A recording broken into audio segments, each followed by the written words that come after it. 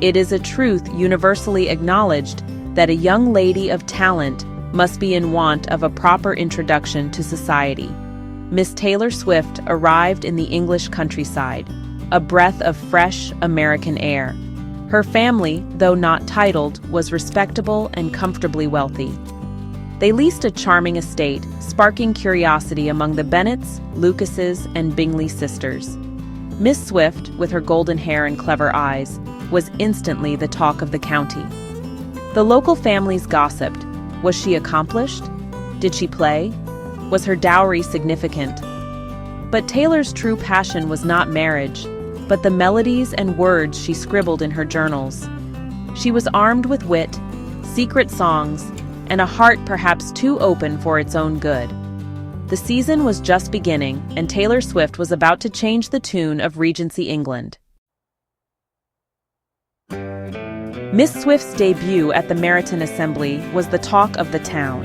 She wore a simple blue gown, standing out among the frills and lace. At first, she observed, collecting stories for her own compositions. Then a guitar appeared, scandalous, and Taylor, calm and poised, played an original song.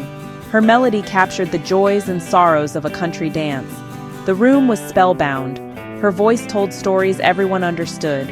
Young ladies were captivated, gentlemen charmed. Even Mr. Darcy listened intently. In one performance, Taylor was no longer just a curiosity. She was a sensation. Her music was both personal and universal, and the assembly would never be the same. A new kind of debutante had taken the stage.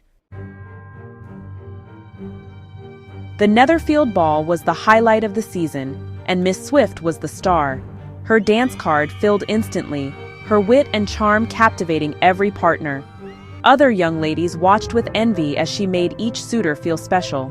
In a quiet moment, Charlotte Lucas remarked, "You play this game differently, Miss Swift." Taylor replied, "A girl needs a story to tell, and where better than a ball?" Later, surrounded by admirers, she performed "You Belong With Me," a playful, relatable tune. The lyrics struck a chord. Girls blushed, convinced the song was about them. By night's end, her melody was being hummed in carriages across the county. Taylor didn't just entertain, she gave voice to the secret hopes of every young woman there. To be the subject of her song was to become part of local legend. She was more than popular. She was the chronicler of their hearts. The ball belonged to Miss Swift.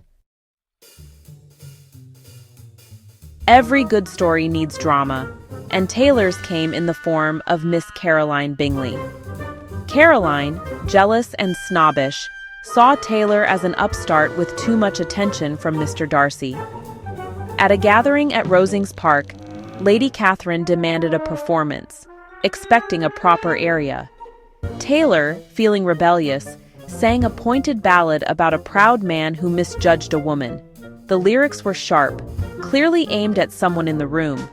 Mr. Darcy stiffened, believing the song a public attack on his character. Miss Bingley whispered that Taylor was a fortune hunter, and Darcy's suspicions grew. He retreated behind cold disapproval, leaving Taylor hurt and confused.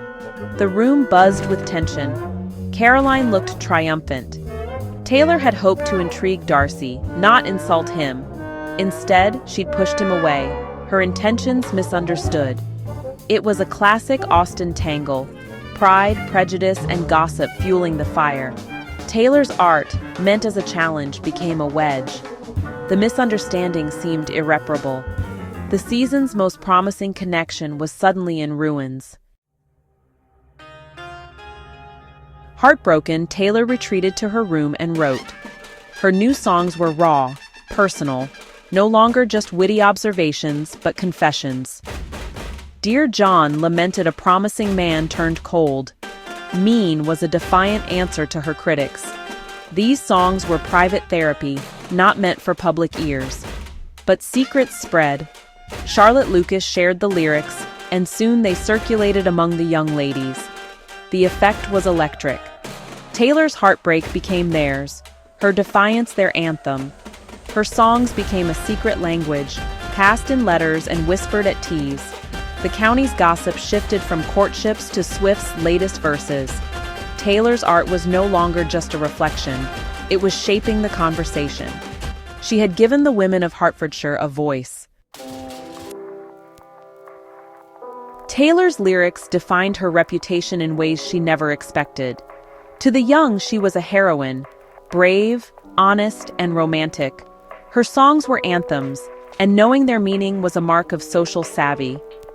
Among the older generation, she was scandalous, a dangerous influence, too bold for their taste. Invitations to events with Miss Swift became controversial. Would she perform? And who would be her next subject?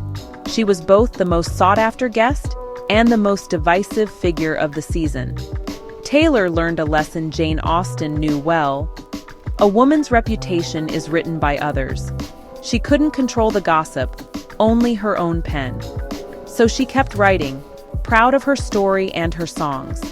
Her reputation was no longer about her fortune, but her talent. She was the girl with the guitar, and that was enough. As the season ended, Hertfordshire was changed by Miss Swift's presence.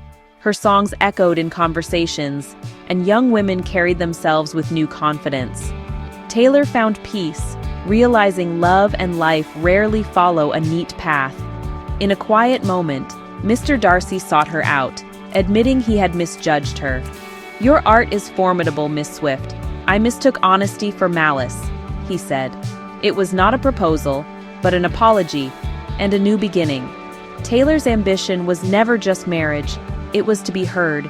She had turned society's rules into art, giving voice to women's inner lives. Her legacy was in the lyrics passed between friends, the melodies hummed after balls.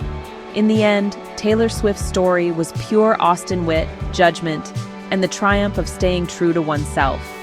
She proved the most powerful voice a woman can have is her own. Whether through a clever retort, a letter, or a song, she changed her world. And so, the girl with the guitar became a legend, one unforgettable verse at a time.